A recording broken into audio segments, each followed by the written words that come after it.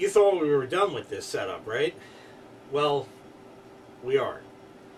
But I wanted to talk to you about how this was such a big project and so many things I had to do. There were a number of mistakes that I made during this. Of course, it all looked good on video. There's some things I didn't show you because the videos were way too long. I got a list, so let's get into it. The first was this hole that I drilled for that. It's I drilled it too big. It definitely could have been smaller, but it's okay. It's really not the end of the world, but there's really not that many more cables that are ever going to go through there in addition to what's there. Maybe one or two, for what, I don't know yet, but that was one mistake. Something else I wanted to mention, I didn't make any provisions for mounting the power strip, so it kind of just sits there and it's not really that great, but I have an idea. This power strip has 4 mounting tabs that stick out at each of the long ends. So what I thought to do was to mount 2 of them and mount it vertically right along the outlet box on that stud, and as far as the other 2 just floating in midair, I was going to get another 2x4 and screw it to that, so it will act again sort of as a cleat and just press up against the wooden wallboard that's there. Can't do that now because there's snow on the ground, so that's going to just have to wait. The wooden cleat that I put here, that I mounted the magnets to, was a great idea, and it works fantastic. There's definitely no problem with that. The problem was I didn't take my time with it and do it right, which means that, if you recall in the series, I mounted it a bit crooked. And I said, okay, well, I could always just sand that off. So I got my sander, and I did that, but it would have been better to just do it right the first time. And let me show you what that looks like. So there is the wooden cleat with the magnets. Up there are the IR emitters. And over here, this is the piece I sanded because that was hanging down a little bit too low. And that was a big mistake because when I did the sanding, I was a little overzealous with that sander and I wasn't watching what I was doing. Can you see? Right there? Maybe if I block the reflections. It's scratched up. I inadvertently hit it with the sander, though how is kind of beyond me because the head of it would be here. So I don't know how it's that low, but it definitely came from the sander, and that was a mistake. Also, sanding it was kind of a mistake in the fact that it creates a lot of dust, and the dust wasn't good. Now, this DVD player is pretty old, and it's an A-Star brand DVD player. I got it at Tiny Middle years ago, and they were really cheap, obviously, and they worked, and that's why I picked them up. I actually bought 2 of them. They were so cheap, and I used to have one in my bedroom upstairs, but it fell into disuse. I was actually going to make a video back in the day of the RCA TV that used to be there with the nice speakers, and I had a disc in there that had a bunch of MP3s on it, and I was going to play you some real music, but then Susan came in, and we couldn't have more than 7 seconds of a song, so that project never got done. The speakers that were in that TV were excellent, and I wanted to demo them to you, but I never got the chance, and I ended up giving that TV to Lexmark's 567, and that kind of is the end of the story on it.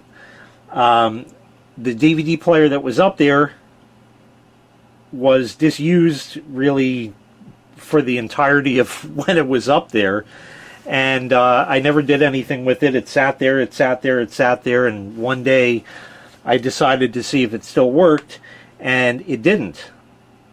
That was good. I made a repair attempt video quite a number of years ago on it. It was a 2-part series, never made the light of day. One of these years I'll post it. It didn't end up working out for me. I still have it, of course, because Jay and Horde and things. But that was that. The Whiff and I have been using this one, which was working great. And like I did, I sort of painted myself into a corner with this. Because this TV uses component connections, I figured I'd make use of that with this DVD player. And it works great, and that's all good. And then we went and got some movies from the library to watch on it. And it'll be playing, and somewhere like 10 minutes into the movie, it'll just sort of jam up and stop. Image is still on the screen, but it can't get a good read of the disc. I don't know why. Now, one other thing is I didn't do enough good testing. This disc that I've had in it, that I've shown you, that has Let's Make a Deal and my 81 Chevy Citation, you will notice is a CD, not a DVD. This is a video CD, a VCD actually.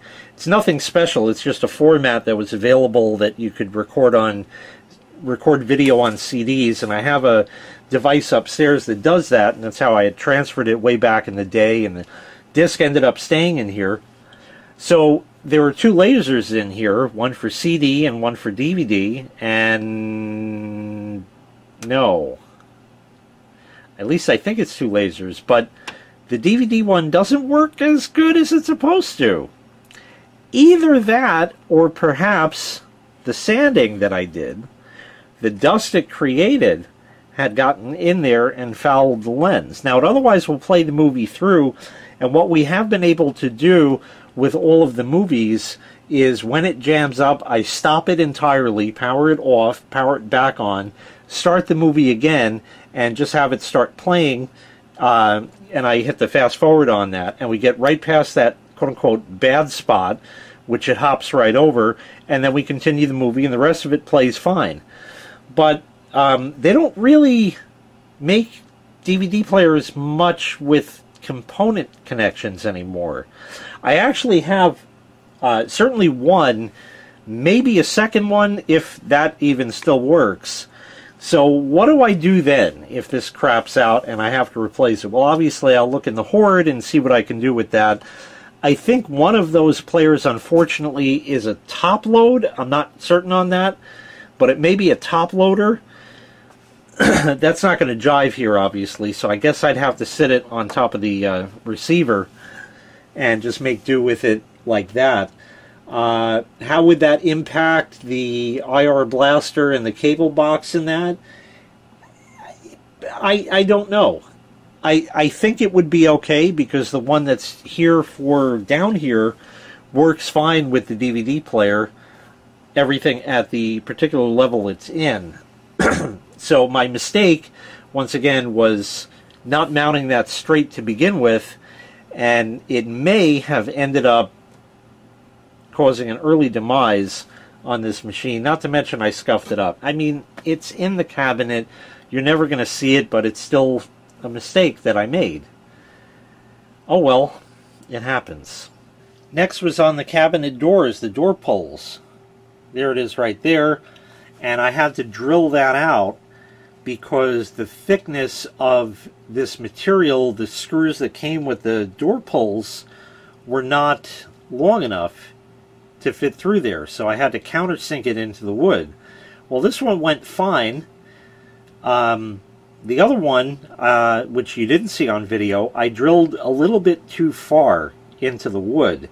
And that made the screw effectively too long because the actual pull is only threaded a certain distance in it.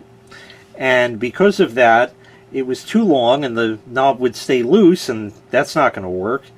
So what I had to then do was take the screw out and Dremel it down to size. Of course, when you do that, you bugger up the threads, so then I had to sort of chamfer it and burnish it on the cutoff wheel that I had on there, and I made it work. I didn't drill through the wood entirely with the larger bit, but they are mismatched and off, and if they are ever replaced, yeah, I'm gonna have to do that again. It's not a problem. I know exactly what to do and how to do it. It's just, it was definitely a mistake that I made. Of course, the other option I could do is to find the same size and thread pitch screws that are longer and put a washer over that, and that would be good, and in fact may afford better tightening capabilities for the knobs, not that they need to be that tight. Another little thing I need to do, this floor tile, as you see, is not quite in place. I have some adhesive transfer tape I can put on the back of it to stick it down. It's not a big deal, but it's something that I'd like to get done just because everything has to be perfect, because that's the way I work. And one other thing that was kind of an oversight on my part, the door poles should have been sort of a gold color and not a black color. But I didn't think to even look at that, and I don't know if they would have any poles that would be that color. So it stays how it is. To elaborate a little bit more on the DVD player, in the event that I end up having to replace that and don't have a suitable replacement, they do make HDMI to component adapters. So a newer DVD player with an HDMI connection can be converted back to component to hook in. But did you notice something else? The wood looks even more rich. And in fact, on the left door, what you're seeing is shine from the lights reflecting off of it. I found some other stuff that I had, which ironically, that's probably not the right word, incidentally something, was from the old lady I got Ginger the car from. It was also a leading national brand. It was also pledged, but it was like an orange oil something or other. So I sprayed the doors and the wood here, and it soaked it up. It looks really good. The bottom looks a bit... It looks like it got wet. I don't know how to really explain it. So that didn't look that good, but this basement has never flooded, at least in the time I've lived here, and I haven't seen any evidence of flooding anywhere else in the basement, so I don't know. And while on that note, in the corner right over here, this white paint, there was like a big splotch of it on here, and it's been painted like that for ages and ages and ages.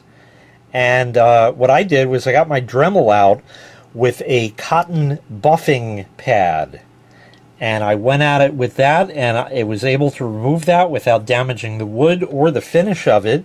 So it looks like, for the most part, if I never told you, there was nothing ever there. Same thing in this corner. It went right up against the wall, so there was only so close I could actually get on it, and I did the best I could with it, but it certainly looks a lot better.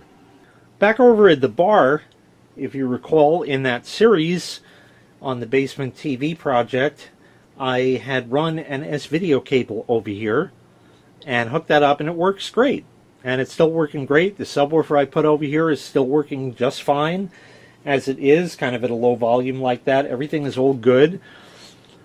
But I had mentioned in the later parts of the series that I was getting a herringbone pattern on the screen. There's a little bit of a herringbone pattern here. I don't know if you could see it at all through YouTube and compression and all of that. So that's no good. But if I switch over to composite, now you see it definitely all over there. There's a lot of herringbone on there. So I said, oh, okay, what is that? And that's because it was not happening before. So I said, what changed? What, you know, I traced this cable from the end of it, where it plugs into the cable box, all the way back here, and looked over everything. And now I have this. Had a video on this LCD screen some time ago. I was using this to test This is about a 5-inch LCD, takes a composite input. And the reason this is out is twofold. One, it was just a good monitor for me to test with. It was handy, it was small. And I said, well, let me start at the cable box and I'll plug directly in there. And it was a nice solid picture with no herringbone pattern. So I said, what is going on? And I traced everything over to here. And I had found, interestingly enough, that once the cable passes through the wall, right up in here, and comes down, that's when the herringbone starts. If I pull it back through, no herringbone pattern at all. Ha! Some interference from back here. Is it the computer, the TV box, the up converter rather, the subwoofer, its power supply, the power supply for the IBM PC convertible, this screen? What is it? I have no idea. But if I pull the cable back through the wall, there's no herringbone pattern. And interestingly enough, I don't seem to remember that when it was set up before I ran the S-video cable. But that got me thinking. I got this thing out.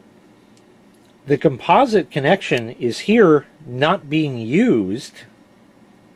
If I pull it through the wall to the other side, the herringbone pattern goes away. Why can't I have a TV in the laundry room? So I thought about it and I said, oh, well, I could mount that like here or against that or on that so you can't see because of the wires. Or maybe up in here, you know, which I can't, it's too much there. Right up in there, and that way you could still see what's going on in case you're doing laundry during the Super Bowl. You see what happens to me? These are the sick things that I fucking think of. But let me hook this up and demo it for you first, and then I'll tell you what else I thought that also isn't ending up working out. And incidentally, I don't really want it there. That was just the first choice because the cables are all there. The second choice would be right up against the wall above the washminatory, but I'm not mounting it to concrete. I could hang it off the drain pipe with some copper wire right in the, I don't know if you can see where the elbow is, right in the crux of it, right there, and just kind of have it hang. So that's an option, but another problem with that is this was meant for something else. In the video on this thing, it has a 32 meg card with an odd format video file that I was able to actually convert and show you in that. Somehow I had disconnected that and hacked this thing to accept this. This has a connector on it, as you see there, and it looks factory. But the problem is I have never been able to find where that goes back onto any of these boards. I took this entire thing apart, and I don't know where the hell it goes, because I never tied in audio, because for the original intent for this that I had thought of, I wasn't even going to need the audio. I just needed the video signal. But now, it would be nice to have the audio, and it even has a volume control on it, but I don't know where the hell it goes. I'm overlooking something somewhere. I don't know. The other problem is that this is small, but let's hook it up first. So one completely safe wiring job using alligator clips on the phono plug. That's what we used to call them back in the day. And it's hooked up. Let me point at the TV, or that little screen now. Okay, let's apply power.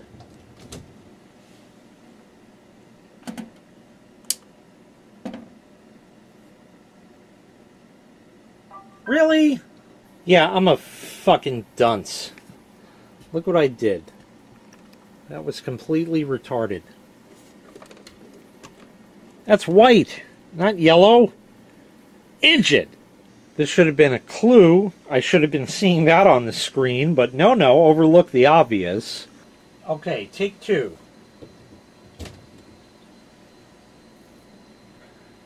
that was kind of cool how it's black and white and goes to color. But anyway, there's that. Now, I don't know if you can see. I'll try to bring it close to the camera. Kind of hard to tell. There's herringbone on that. But again, when I send it through the wall, then that's not a problem. Kind of cool to have it on a nice little tiny screen like that, though. But like I said, it would be nice to have a larger screen. Well, what do I do? Well, it so turns out that with the DVD player in the setup fucking up, I said, oh, well, wait a minute, I have a portable DVD player. These discs are from the library. Other people have watched them. There are some scratches on them, usually very minor. But is that thing so sensitive to it? Does it not have as good error correction? I don't know. And I said, oh, wait a minute, I have a portable DVD player. This is from Ape Man. I don't know if they're really in business anymore. And I did a review on this years ago. The screen turns 90 degrees that way and will swivel all the way around and close up like that, so you can kind of have it as a tablet type, kind of sort of type thing like that. And this does have an AV in jack on it, so this would work, except when I turn it on and it's got a battery in it, comes up, it shows that, and in the upper corner it's going to say loading and all that. And incidentally, in this review video that I made on this thing, the DVD player part of it didn't work. They sent me a new one, but I was able to actually just run the laser sled back and forth, and I got it freed up, and it worked that one time that I tested it then, which didn't make it into the video. But I did get this to work, but then when I put any of the other discs in here, it simply wouldn't read it. But the problem is, every time you turn it on, it goes and wants to play a DVD. You have to press the mode button up over here.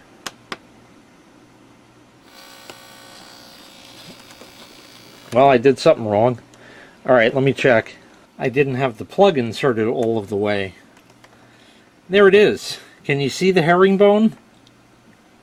I don't know if you can make it out.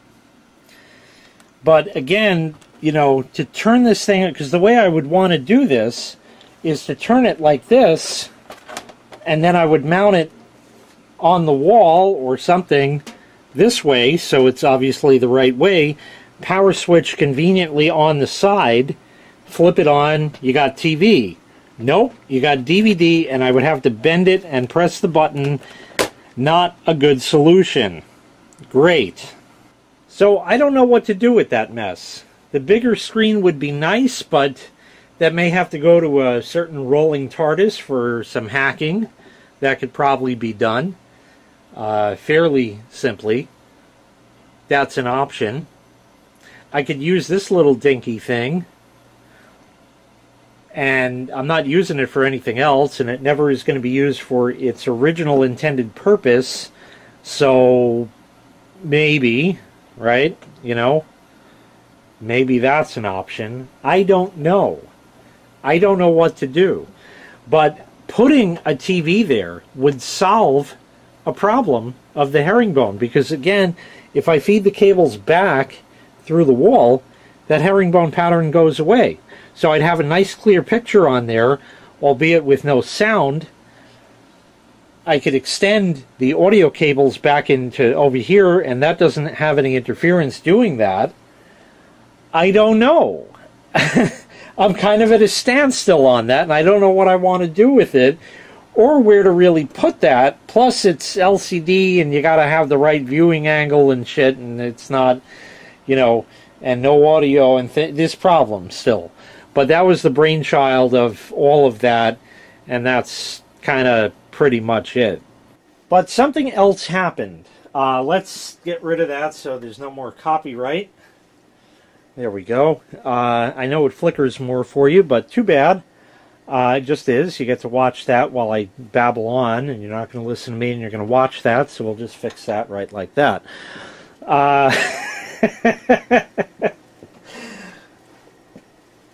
This is set up. This is working. Everything's good with all of this. But there was a new development that came my way that is a project right now. This is a 42-inch plasma TV by JVC, and there was a problem with the image on the screen. I have recorded a two-part series on this that you should have seen already regarding trying to fix it, but I was not successful. This is a driver board from that TV. This is the original one that it came with. The one that I purchased, because these are so old and these parts are no longer available, you only have what's removed from equipment. It's possible the one I was sent was defective. And if that's the case, then I would have to order another one. The only way I could find out, because where I left off, we had a big black stripe on the screen. Yeah, I think I'm going to try one more time with this TV to see if I could get it to do anything. I'll swap this board back in and see if the problem that it originally had comes back. And if it does, then chances might be that the replacement driver board is bad. I don't have high hopes of fixing this, though. There's a chance I'll revisit it in the future soon enough. So in the event I fix that, and I do not have high hopes, in the event I fix that,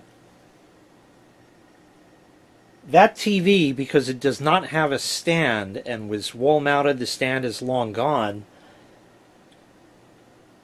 can go on in the spare bedroom, the guest room upstairs, and that TV should fit here.